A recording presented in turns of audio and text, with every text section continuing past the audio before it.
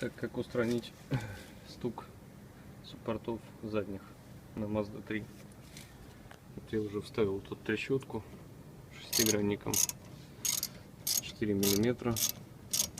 Выкручиваем направляющую одну нижнюю. Так, сейчас болт там вышел вроде. Все, направляющая выкручена. Верхнюю тоже можно вот ослабить чуть. Так, далее мы берем отвертку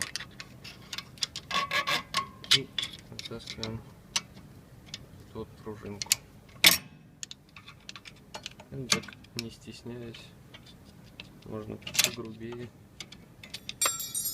Главное не согнуть ее. Так.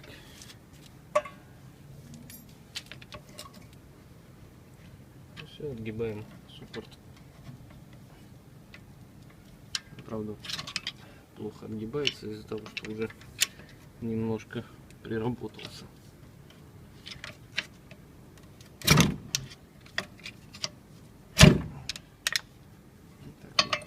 Наверх его. И вытаскиваем внутреннюю колодку.